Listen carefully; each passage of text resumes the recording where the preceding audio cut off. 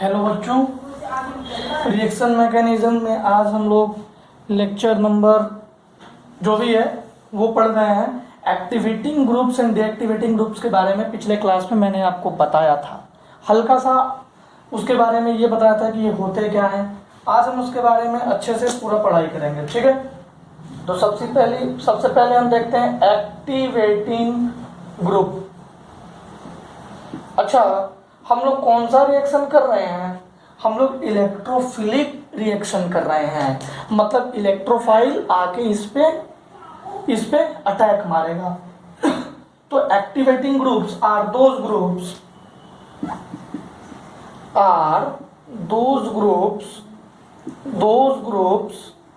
which activate the benzene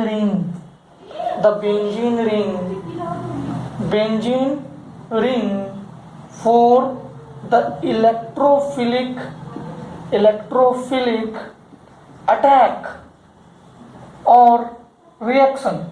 electrophilic attack या reaction के लिए ये क्या करेगा? ये बेंजीन रिंग क्या करेगा? बेंजीन रिंग को एक्टिवेट कर देगा। ऐसे ग्रुप्स हैं जो बेंजीन रिंग को एक्टिवेट कर देंगे। जैसे एग्जांपल में देखो जरा। अच्छा, मान लो इलेक्ट्रोफाइल आ रहा है तो वो इस पे अटैक करने वाला है। तो मुझे एक बात बताओ आप कि वो इस पे अटैक जब करेगा तो इसमें इलेक्ट्रॉन्स की डेंसिटी ज्यादा होनी चाहिए।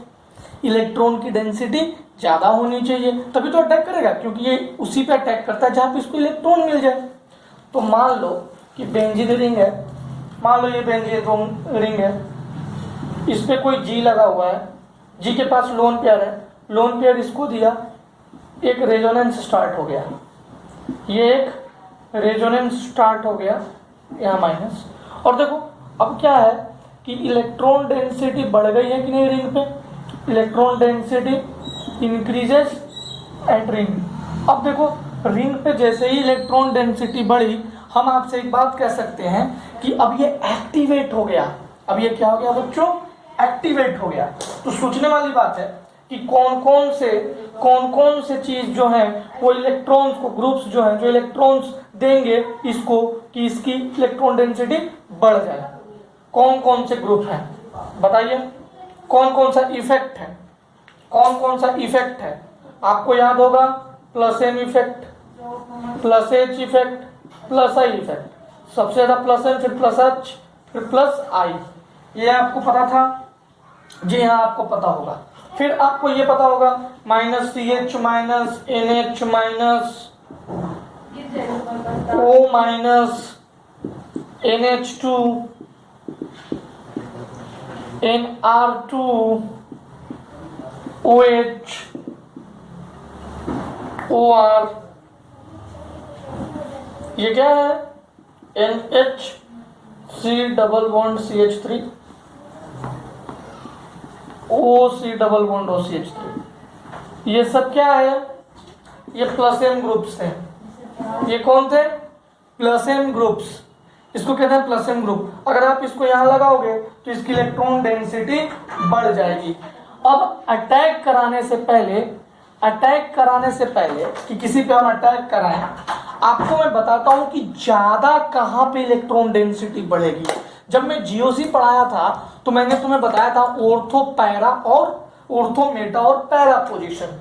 इस पोजीशन को ऑर्थो कहते हैं, इस पोजीशन को मेटा कहते हैं और इस पोजीशन को पैरा कहते हैं, ठीक है। Ortho, Meta, para. अब मैं आपको बताऊंगा कि किस पोजीशन पे ज्यादा एक्टिवेट हो चुका है, मतलब जो इलेक्ट्रोफाइल हम अटैक करने वाले हैं वो किस पोजीशन पे बेहतर तरीके से कारगर होगा, ज्यादा स्टेबल कंपाउंड बनाएगा, ज्यादा मेजर कंपाउंड बनाएगा, ठीक है। यहां तक हो गया? ओके। अब देखो,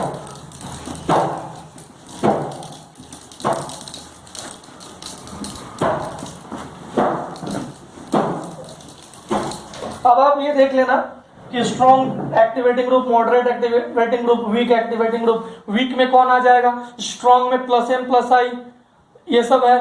तो वीक में क्या हो जाएगा, स्ट्रॉन्ग में मेसोमेरिक इफेक्ट ले लो, मॉडरेट में हाइपर कंजुगेशन ले लो, मतलब प्लस एम वाला स्ट्रॉन्ग में ले लो, प्लस आई वाला मॉडरेट में ले लीजिए,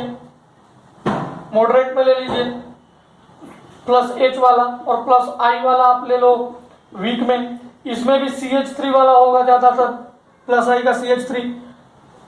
ये क्या हो जाएगा, ये हो जाएगा स्ट्रॉन्ग में 3 डिग्री कार्बोकैटायन। ये क्या है, प्लस आई इफेक्ट है। ये हाइपर कंजुगेशन भी है। तो ऐसे आप देख लेना स्ट्रॉन्ग, मॉडरेट और वीक में क्या क्या होगा। कहोगे तो मैं लिखवा भी दूंगा, बहुत बड़ी बात नहीं है। स्ट्रॉन्ग में बेंजीन रिंग के ऊपर CH2 माइनस, ये सब स्ट्रॉन्ग एक्टिवेटिंग ग्रुप है। NH minus, O minus, NH2, NR2, NOH, OCH3, ये स्ट्रॉन्ग थे। मॉडरेट देखो, अब जरा देखना जो मैंने अभी नीचे यहाँ पे लिखवाया था उसमें जो पहले आ रहे थे वो स्ट्रॉन्ग एक्टिवेटिंग ग्रुप थे, जो बीच में थे वो मॉडरेट थे, जो लास्ट में थे वो वीक थे। अब देखो वीक हमेशा क्या होगा, CH3 ये वीक है, CH3 वीक है, मतलब ये प्लस आई इफेक्ट है, ये बहुत कम प्लस आई इफेक्ट शो करता है इसलिए वीक है। ठीक है, आप अगर इंडक्टिव इफेक्ट में भी देखोगे तो ये सबसे लास्ट में आता है। यहां तक हो गया, कोई दिक्कत नहीं। अब मैं तुम्हें बताता हूं कि एक्चुअली में अटैक कहां होगा।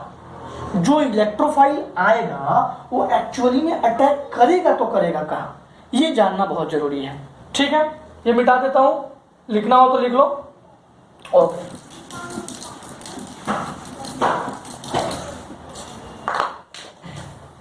मान लो कि ये है एक कंपाउंड, ऊपर में NH2 लगा हुआ है, नाइट्रोजन के पास 2 लोन पेयर होंगे ना।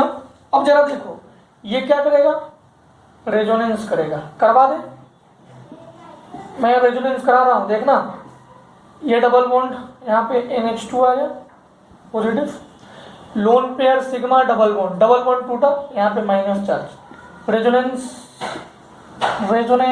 ये माइनस यहाँ, ये यहाँ NH2 प्लस। अब की बार देखिएगा यहाँ तो इसको छोटा कर देते हैं, NH2 है double bond plus.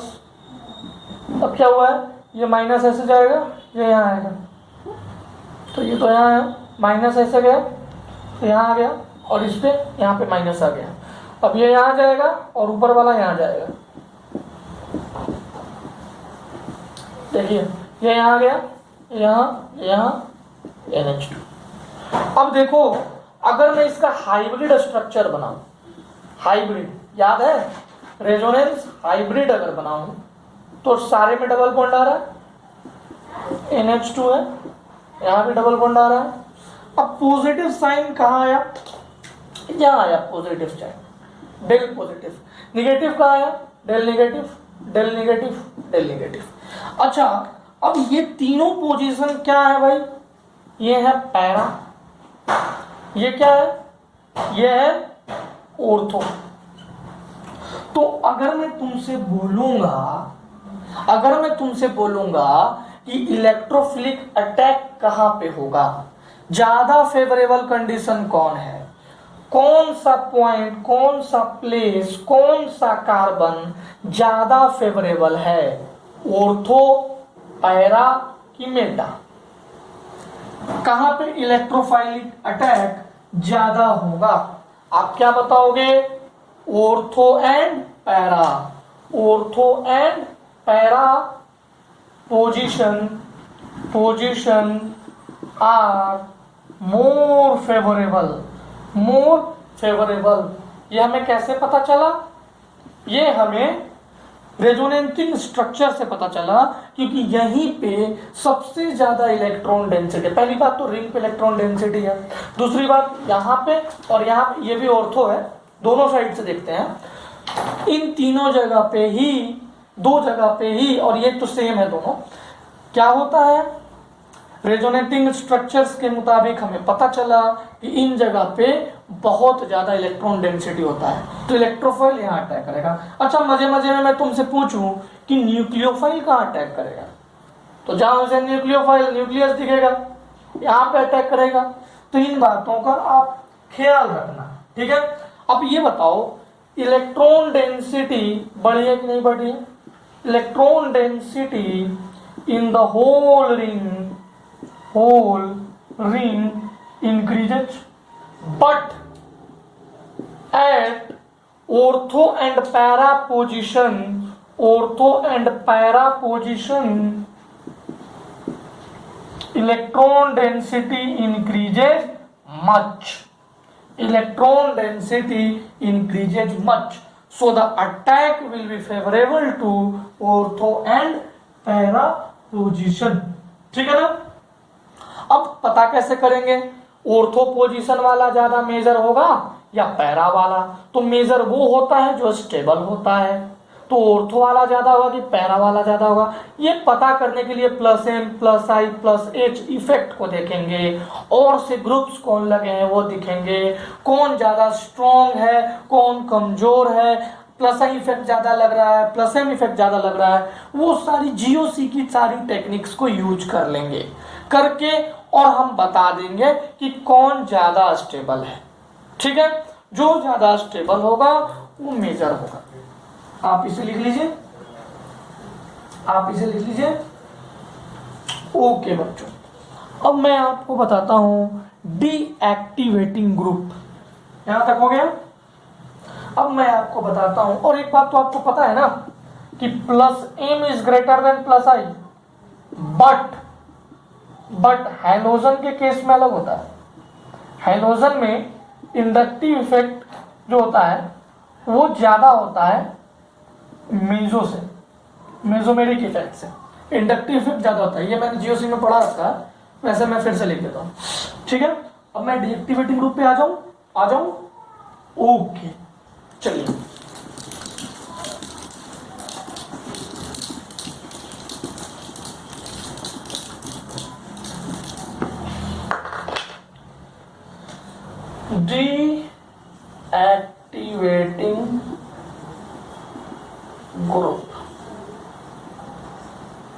Deactivating group, देखो यहां पे बेंजीन रिंग है, इस पे जी लगा हुआ है। अब देखो अगर इस पे इलेक्ट्रोफाइल अटैक करने आया तो डीएक्टिवेटिंग ग्रुप ना इस बेंजीन रिंग की इलेक्ट्रॉन डेंसिटी को घटा दिया है। तो again specially it will decrease ortho and para position। Ortho and para position की इलेक्ट्रॉन डेंसिटी घटेगी, so attack will be on attack किस पे होगा? मेटा पोजीशन पे। तो मोस्ट इंपॉर्टेंट थिंग क्या है बच्चों? मोस्ट इंपॉर्टेंट थिंग है कि आप पता करो कि एक्टिवेटिंग ग्रुप है या डीएक्टिवेटिंग ग्रुप है। अगर एक्टिवेटिंग ग्रुप लगा हुआ है तो ऑर्थो एंड पैरा पोजीशन पे इलेक्ट्रोफाइल का अटैक करवा देना।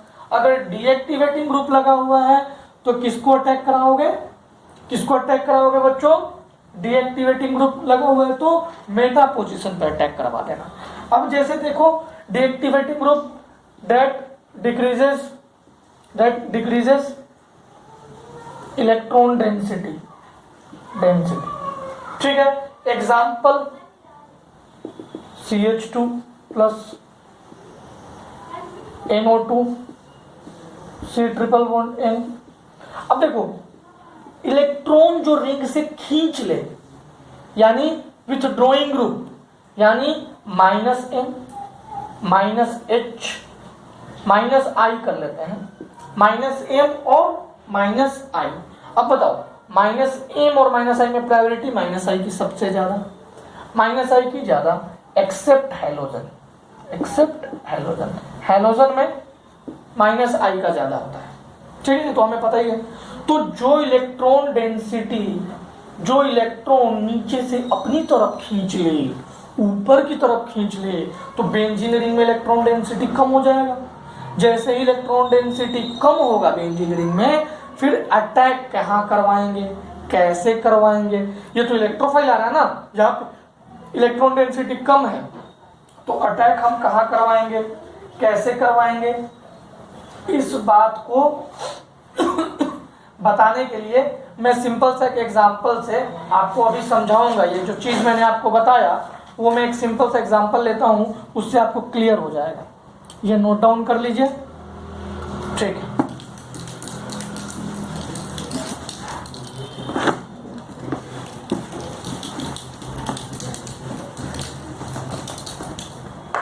ठीक है, अब देखिए ये हमारे पास है बेंजीन रिंग, इसके ऊपर NO2 लगा है। अब देखो NO2 माइनस आई ग्रुप है, तो ये डीएक्टिवेटिंग ग्रुप हो गए। NO2 का स्ट्रक्चर कुछ ऐसा होता है, ठीक है, और ये माइनस M इफेक्ट भी शो कर रहा है, क्योंकि माइनस M क्या कहता है, जो कार्बन के साथ डायरेक्टली अटैच है उसके साथ जो डायरेक्टली अटैच है उसका इलेक्ट्रोनिगेटिविटी ज्यादा हो, तो ये अपनी तरफ ऑक्सीजन अपनी तरफ खींच लेगा, इलेक्ट्रॉन्स अपनी तरफ खींचेगा, तो एक्चुअली में ये क्या बन जाएगा, देखो O माइनस। अब जैसे ये O माइनस बना, इसको सप्लाई करने के लिए यहां से इलेक्ट्रॉन्स मिल गए, यहां से इलेक्ट्रॉन्स मिले, तो अब देखो क्या खेल होगा। तो यहां तो डबल बॉन्ड है O और O माइनस, अब यहां पे प्लस, तो देखो इलेक्ट्रॉन डेंसिटी घट गई ना, इलेक्ट्रॉन डेंसिटी, ये हम क्या बना रहे हैं, रेजोनेटिंग स्ट्रक्चर बना रहे हैं, इलेक्ट्रॉन डेंसिटी। अब यही प्लस पूरे रिंग में घूमेगा, आप घुमा लेना, मैं यहाँ रेजोनेंस हाइब्रिड बना रहा हूं। ये पूरे रिंग में del plus del plus del plus N O minus del minus del minus. तो देखो ये रेजोनेंस हाइब्रिड है, तो तुम्हें एक बात तो समझ में आ गया कि इलेक्ट्रोफाइल अटैक करा रहे हैं हम इस पे, हमको इस पे इलेक्ट्रोफाइल अटैक कराना है। तो बताओ क्या यहाँ जहां प्लस है वो इलेक्ट्रोफाइल है? इलेक्ट्रोफाइल अगर यहाँ पे आएगा तो वहां पे इलेक्ट्रॉन लेस है ना, वहां पे इलेक्ट्रॉन कम है, अटैक कैसे होगा उस पर? हो ही नहीं सकता। तो अटैक होगा कहाँ? मेटा पोजीशन पे, यानी कि यहाँ पे कुछ भी डेल प्लस वगैरह नहीं है। तो इससे हम समझ सकते हैं कि electron density decreases in whole ring but it decreases specially at ortho and para. तो अटैक कहां होगा? So the attack will be at meta position. Attack कहां होगा? मेटा पोजीशन पे अटैक होगा। ठीक है बच्चों, कर लेंगे। अब आपको कौन डीएक्टिवेटिंग ग्रुप है वो आप देख लेना, -M -I, ये सारे डीएक्टिवेटिंग। जो पहले आएगा इसमें ऑर्डर मैंने लिखवा रखा है, -I -M का ऑर्डर आपको लिखा हुआ है, NF3NR3 ये लिखा हुआ है ना, NO2CN FCl BRI वगैरह बहुत सारा ऑर्डर लिखा हुआ है। तो जो पहले आ रहा था वो स्ट्रॉन्ग डीएक्टिवेटिंग ग्रुप, जो बाद में आएगा वो थोड़ा मॉडरेट डीएक्टिवेटिंग ग्रुप, और जो लास्ट में आएगा वो लीस्ट डीएक्टिवेटिंग ग्रुप। तो ये सारा चीज आपको लिखवाया हुआ है, बस शॉर्ट ट्रिक ध्यान में रखना। शॉर्ट ट्रिक, मैं यहाँ पे शॉर्ट ट्रिक लिख देता हूँ। शॉर्ट ट्रिक, अगर एक्टिवेटिंग रहे तो ओपी, डीएक्टिवेटिंग ग्रुप रहे तो एम, ओपीएम, ठीक है। एक्टिवेटिंग रहा तो ओपी, डीएक्टिवेटिंग रहा तो एम, मेटा पे अटैक करवा देना। अब एग्जांपल्स तुम्हें समझ में आएगा। ये यहां तक हो गया, यहां तक कोई दिक्कत नहीं। अब मैं एग्जांपल लूंगा तो तुम्हें बिल्कुल सही, इसको कहते हैं मेटा डायरेक्टिंग। ये जो डीएक्टिवेटिंग ग्रुप है उसको कहते हैं मेटा डायरेक्टिंग, क्योंकि देखो मेटा पे अटैक हो रहा है और उसको क्या बोलते थे, ऑर्थो एंड पैरा डायरेक्टिंग। तो 2-3 एग्जांपल करते हैं, आपको सब कुछ क्रिस्टल क्लियर हो जाएगा। करें?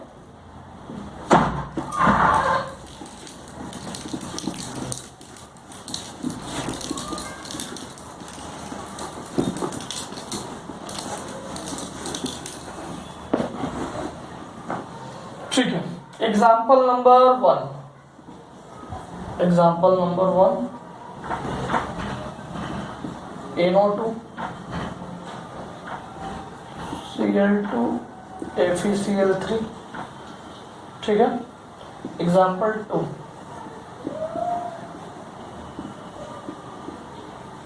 C11OH HNO3 concentrated H2SO4, ठीक है। अब करना है, ये देखो ये सारा चीज हम पढ़ चुके हैं। HNO3 NO2 का एडिशन होने वाला है, NO2 इलेक्ट्रोफाइल है, आया था नाइट्रेशन ऑफ बेंजीन रिंग में। अब देखो ये क्या है, ये क्या है, कौन सा ग्रुप है, एक्टिवेटिंग है कि डीएक्टिवेटिंग है? ध्यान से देखो, ये डीएक्टिवेटिंग ग्रुप है। डीएक्टिवेटिंग ग्रुप है तो यहाँ से जो Cl आएगा, ये याद है ना, Cl यहाँ FeCl4 माइनस हो जाता था, ये Cl प्लस हो जाता था, ये Cl इलेक्ट्रोफाइल बन गया, ये Cl अटैक करेगा। ये कहाँ अटैक करेगा? ये मेटा पोजीशन पे अटैक करेगा। डायरेक्ट कंपाउंड बनाएंगे हम, डायरेक्ट कंपाउंड बनाएंगे हम, NO2 यहाँ पे NO, यहाँ पे Cl और यहाँ का हाइड्रोजन बाहर निकला, FeCl4 के पास उसको एक क्लोरीन मिला, HCl बाहर गया। देखो कितना आसानी से बनाएंगे। इसका कैसे बनाएंगे? ये क्या है, इस ये NO2 देगा, ये क्या है, ये क्या है, ये डीएक्टिवेटिंग ग्रुप है। डीएक्टिवेटिंग मतलब मेटा डायरेक्टिंग, बस कुछ नहीं करना है। वहां का हाइड्रोजन निकालो, वहां का हाइड्रोजन हटा दो और वहां पे नाइट्रोजन लगा दो, NO2 लगा दो, है ना। अब देखो ये तो फ्रीडल क्राफ्ट रिएक्शन हो गया वैसे तो। अब देखो फ्रीडल क्राफ्ट एसाइलेशन टाइप का दिख रहा है, बट आपको समझ में आ रहा है ना सब कुछ, कोई दिक्कत है नहीं ना। चलो अब एग्जांपल 3 देखते हैं। 3 एग्जांपल, NH2, इस पे लिख दिया मैंने CH3Cl, एनहाइड्रस